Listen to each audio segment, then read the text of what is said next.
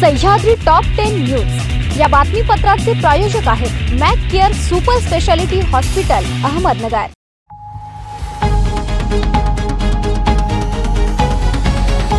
नमस्कार, मी साक्षी न्यूज 24 सह्याद्री मध्ये तुमचं स्वागत। पाहूया अहिल्यानगर जिल्ह्यातील महत्त्वपूर्ण बातम्यांचा आढावा सह्याद्री टॉप 10 मध्ये। शाळा सुटल्यानंतर घरी जात असलेल्या 12 वर्षाच्या विद्यार्थिनीवर दुचाकीवरून आलेल्या माथे फिरवणे ऍसिड फेकल्याची संतापजनक घटना संगमनेर तालुक्यातील वडगाव पान येथे मंगळवारी दुपारी घडली। ऍसिड चेहऱ्यावर पडल्याने मुलगी गंभीर जखमी झाली असून तिला तातडीने लोणी येथील प्रवरा ग्रामीण रुग्णालयात दाखल करण्यात आले। दरम्यान या प्रकाराबाबत सर्वत्र संताप व्यक्त करण्यात येत असून ऍसिड हल्ला करणाऱ्या माथे फिरूचा पोलीस शोध घेत आहेत। घटनास्थळावरून सीसीटीव्ही कॅमेरे नसल्याने आजूबाजूच्या परिसरातील कॅमेऱ्याचे फुटेज तपासले जात असल्याचं पोलीस निरीक्षक प्रवीण साळुंके यांनी सांगितलंय। अमेरिका, इस्रायल आणि इराण युद्धामुळे नगरसह राज्यात गॅस टंचाईची स्थिती निर्माण झाली आहे। या टंचाईवर मात करण्यासाठी व नागरिकांना दिलासा देण्यासाठी सरकारने केरोसिन देण्याच्या हालचाली सुरू केल्यात। यासाठी राज्यातील सर्व जिल्ह्यातील पुरवठा विभागाकडून त्या जिल्ह्यात असणारे पूर्वीचे रॉकेल घाऊक विक्रेते त्यांच्यासह त्यांच्याकडे रॉकेलच्या साठवणुकीची सोय आहे। रॉकेल वाहतुकीसाठी वाहनांची उपलब्धता आहे आदी माहिती मागवली आहे। विशेष म्हणजे नगर जिल्ह्यात 7.5 लाख लाभार्थी असताना सरकार जिल्ह्याला 1 लाख लिटर रॉकेल देणार आहे। मिळणारे हे रॉकेल कोणाकोणाला कसे द्यावे असा प्रश्न पुरवठा विभागासमोर राहणार आहे।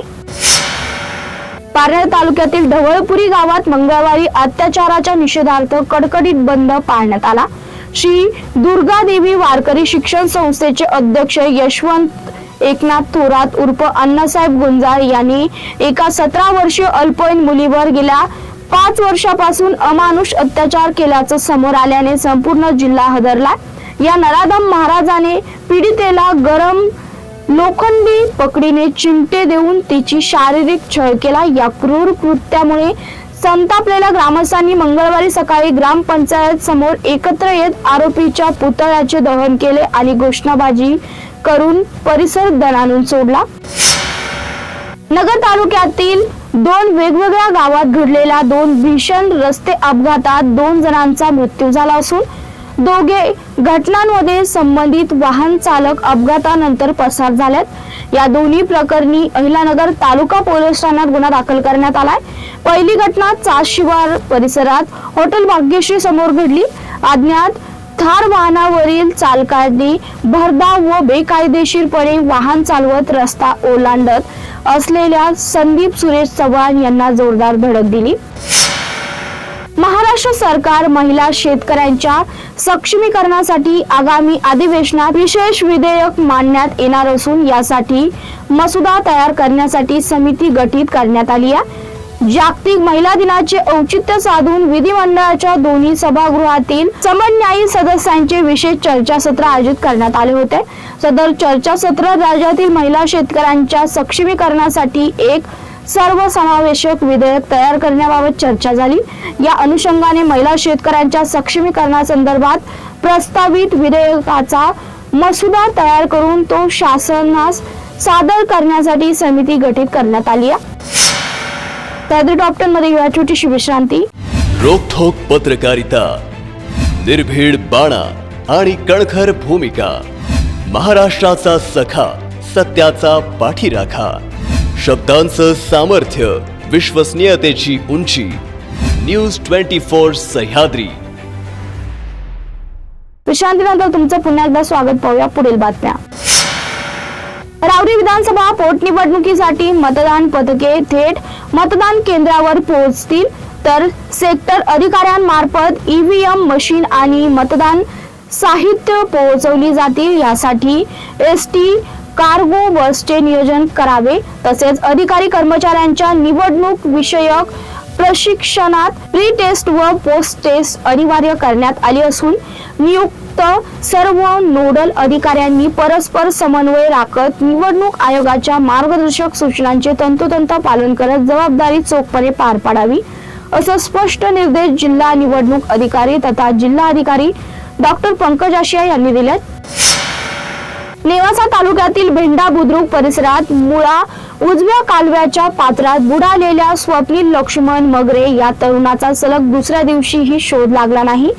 प्रशासकीय यंत्रणा, पोलीस दल आणि स्थानिक पोहोचण्याच्या मदतीने कालव्याच्या पात्रात शोध मोहीम तीव्र करण्यात आली होती.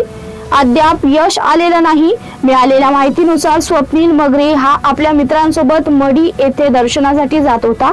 मंगळवारी 17 मार्च रोजी सकाळी भेंडा येथील मुळा उजव्या कालव्यात आंघोळीसाठी उतरला असता पाय घसरल्याने तो पात्रात पडला आणि पाण्याच्या वेगवान प्रवाहाबरोबर वाहून गेला. जिल्हा मराठा विद्या प्रसारक समाजाचे करंजी येथील श्री नवनाथ विद्यालयास भेट देत गट शिक्षणाधिकारी तृप्ती कोलते यांनी शालेय परसबाग उपक्रमाची पाहणी केली. विद्यार्थी आणि शिक्षकांनी केलेल्या प्रयत्नांचे कौतुक करत शालेय परिसर हरित आणि स्वच्छ ठेवण्याच्या दृष्टीने पर्यावरणाबाबत जनजागरूकता निर्माण केल्याचं समाधान व्यक्त केलं. या उपक्रमामुळे विद्यार्थ्यांना प्रत्यक्ष शेती, झाडे लावणे, त्यांची निगा राखणे आणि सेंद्रिय पद्धतीने भाजीपाला पिकवणे याचं ज्ञान मिळालं. शालेय पोषण आहार विभागाच्या अश्विनी धामणे यांनीही कोलते यांच्यासोबत परसबागेची पाहणी केली. प्राचार्य संजय मस्के यांच्या मार्गदर्शनाखाली शालेय विविध उपक्रम राबवले जात असून त्यामध्ये परसबाग उपक्रम विशेष उल्लेखनीय आहे. हवामान खात्याने वादळी वाऱ्यासह पावसाचा अंदाज वर्तवल्याने तालुक्यातील कांदा उत्पादक चिंतेत सापडल्यात. तालुक्यात सध्या कांदा व गहू काढणीची जोरदार तयारी असून अवकाळी पाऊस झाल्यास हातातोंडाशी आलेला घास हिरावून घेण्याच्या भीतीने शेतकऱ्यांना ग्रासले आहे. गेल्या खरीप हंगामामुळे ऐन सोयाबीन, मका काढणीच्या काळात मोठ्या प्रमाणात पाऊस झाला. त्यामुळे सोयाबीन, मका, कपाशी यांसह कांदा रोपाचेही मोठ्या नुकसान झालंय. त्या नुकसानीतून सावरत बळीराजाने रब्बी हंगामातील गहू, कांदा, हरभरा आदी पिके मोठ्या आर्थिक गुंतवणूक करून उभे केले. 3 ते 4 महिने बदलत्या हवामानाचा फटका अगोदरच या पिकांना बसला आहे. जामखेड शहरातील विविध भागांमध्ये गेल्या काही दिवसांपासून टवाळखोर आणि समाजकंटकांचा वावर वाढल्याने नागरिकांमध्ये भीतीचं वातावरण निर्माण झालंय. विशेषतः महिला आणि ज्येष्ठ नागरिकांच्या सुरक्षिततेचा प्रश्न गंभीर बनलाय. शहरातील कायदा व सुव्यवस्थेबाबत चिंता व्यक्त केली जात आहे. या पार्श्वभूमीवर आमदार रोहित पवार यांच्या मार्गदर्शनाखाली राष्ट्रवादी काँग्रेसच्या वतीने नगरसेवक राजेंद्र मोरे यांच्या नेतृत्वाखाली पोलीस निरीक्षकांना निवेदन देण्यात आलं. शहरातील संवेदनशील भागात तत्काळ पोलीस गस्त वाढवण्याची मागणी करण्यात आली आहे.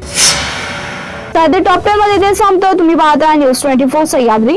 सह्याद्री टॉप 10 न्यूज या बातमीपत्राचे प्रायोजक होते Mac care super speciality hospital, Ahmednagar.